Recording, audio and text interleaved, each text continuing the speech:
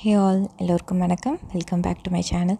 இன்றைக்கி Friday morning குழந்தைங்க ஸ்கூலுக்கு அப்புறம் எங்களுக்கும் சேர்த்த மாதிரியான லஞ்ச் தான் இன்றைக்கி பண்ண போகிறேன்.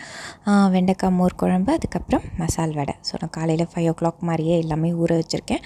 வடைக்கு மசால் வடை ஒரு கப் மசால் வடைக்கு கடலைப்பருப்பு ஒரு கப் ஊற வச்சுருக்கேன். அதுக்கப்புறம் மோர் குழம்புக்கு பார்த்திங்கன்னா நான் தேங்காய் போடாத மோர் குழம்பு தான் பண்ண போகிறேன். ஸ்கூலுக்கு கட்டுறோம் இல்லையா, அதனால் ஒரு சேஃப்டிக்கு நான் முடிஞ்ச வரைக்கும் தேங்காய் போடாமல் தான் லஞ்ச் பேக் பண்ணோன்னா பண்ணுறது மோர் குழம்பு. அதுக்கு வந்து 1 டேபிள் ஸ்பூன் மாதிரி பச்சரிசியும் ஒரு டீஸ்பூன் அளவுக்கு துவரம்பருப்பு ஊற வச்சுருக்கேன். அதுக்கப்புறம் இட்லி தோசைக்கு அரிசி உளுந்து அதெல்லாம் ஊற வச்சுருக்கேன். அப்புறம் மார்னிங் ரைஸ் வச்சுட்டேன். ஸோ காலையில் 5 மணிக்கு நம்ம இட்லி தோசைக்கு ஊற வச்சோம் அப்படின்னா ஒரு 10:30 11 o'clock அரைச்சி எடுத்து வச்சிட்டோம்னா டின்னருக்கு மாவு இருக்கும். ஸோ காலையில் ஏர்லியாக எப்படியும் ஸ்கூலுக்கு பேக் பண்ண ஏஞ்சிக்கும் போது நான் இந்த மாதிரியே ஃபாலோ பண்ணிக்கிறது ஈஸியாக இருக்குது. இப்போ மோர் குழம்புக்கு பார்த்திங்கன்னா வந்து அரைச்சிக்கிறதுக்கு நான் சொன்ன மாதிரி 1 டேபிள் ஸ்பூன் அளவுக்கு பச்சரிசி, அது கூட 1 டீஸ்பூன் அளவுக்கு துவரம்பருப்பு ஊற வச்சுருக்கோம். அது கூட ஒரு சின்ன துண்டு இஞ்சி, அப்புறம் உங்கள் காரத்துக்கு தகுந்த அளவுக்கு பச்சை மிளகா, நான் ஒரு 3 பச்சை மிளகா ஆட் பண்ணியிருக்கேன். கொஞ்சமாக 1 டீஸ்பூன் அளவுக்கு சீரகம், இதையும் சேர்த்து நல்லா அரைச்சிக்கோங்க.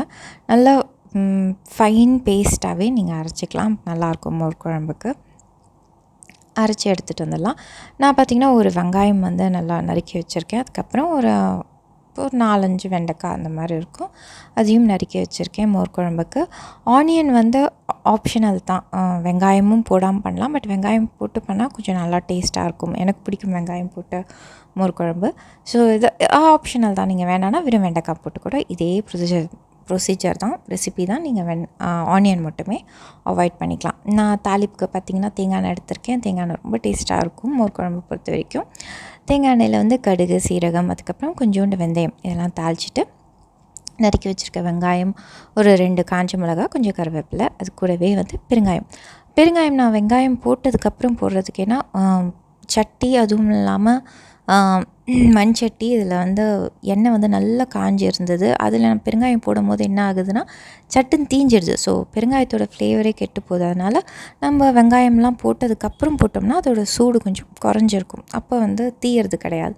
ஸோ அதுக்காக ஒரு சின்ன டிப் மாதிரி தான் இது. நீங்கள் வந்து ரொம்ப சூடாக இருக்க எண்ணெயில் பெருங்காயம் போட்டிங்கன்னா கொஞ்சம் தீஞ்சா மாதிரி அதோடய ஃப்ளேவர் கெட்டு தான் போகும். அதனால் வெங்காயம் போட்டதுக்கப்புறமா நீங்கள் வந்து பெருங்காயம் ஆட் பண்ணிக்கோங்க. பெருங்காயம் ஆட் பண்ணி அதுக்கப்புறம் கூடவே வந்து நம்ம வெண்டைக்காயும் ஆட் பண்ணிக்கலாம். எல்லாம் கொஞ்சம் சேர்ந்து வதங்கட்டும். அதுக்கப்புறமா நம்ம அரைச்ச பேஸ்ட்டை ஆட் பண்ணிக்கலாம்.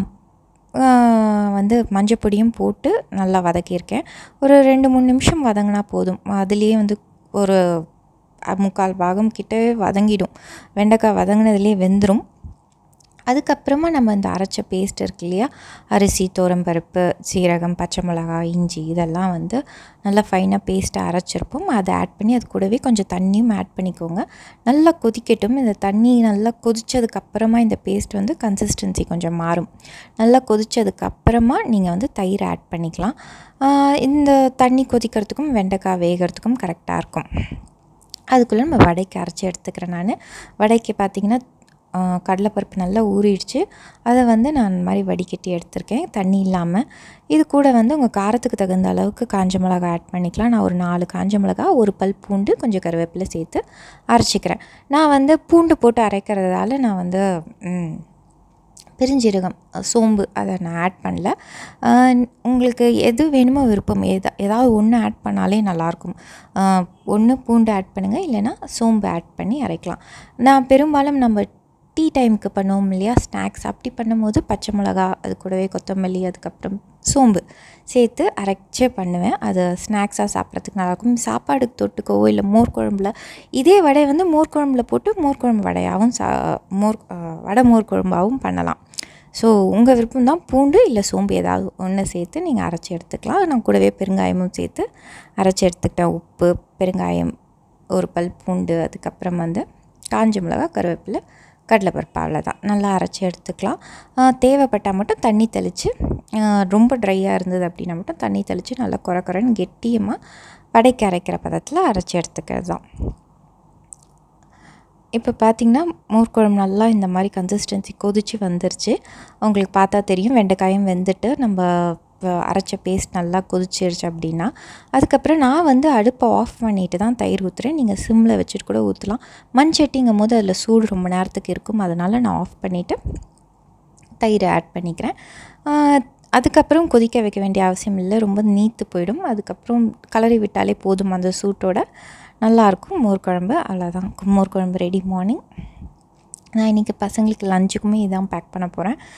அண்டு மசால் வடை நெக்ஸ்ட்டு போட்டு எடுத்துட்டோம்னா ஈஸி. நான் குட்டி குட்டியாக பசங்களுக்கு ஏற்ற மாதிரி சாப்பிட்றதுக்கு கம்ஃபர்டபுளாக இருக்க மாதிரி குட்டி குட்டி வடையாக போட்டு எடுக்க போகிறேன். பொடியாக நறுக்கின வெங்காயம் இதையும் ஆட் பண்ணி நம்ம நல்லா பிசைஞ்சு வடை தட்டி போட்டுக்க வேண்டியது தான். நான் சின்ன பாப்பாவுக்கு பார்த்திங்கன்னா சம்டைம்ஸ் முன்னாடிலாம் வந்து நான் வெங்காயம் ஆட் பண்ணாமல் அப்படியே தட்டி போட்டாலும் இது நல்லாயிருக்கும். ஒரு பல் பூண்டு சேர்க்கறதால அது ருசியே ரொம்ப மாறிடும், ரொம்ப நல்லாயிருக்கும். வெங்காயம் சேர்க்கணுன்னு கூட அவசியம் கிடையாது, நல்லாயிருக்கும். ஸோ இன்றைக்கி லஞ்சுக்கு பார்த்திங்கன்னா வந்து மோர் குழம்பு சாதம், மசால் வடை, மாம்பழம், அதுக்கப்புறம் ஜூஸு, அவ்வளோதான். ஜூஸ் பார்த்திங்கன்னா நார்மல் டெட்ரா பேக் ஜூஸ். இந்த வீடியோ ரெசிபி பிடிச்சிருந்தா கண்டிப்பாக சப்ஸ்கிரைப் பண்ணி சப்போர்ட் பண்ணுங்கள். தேங்க்யூ.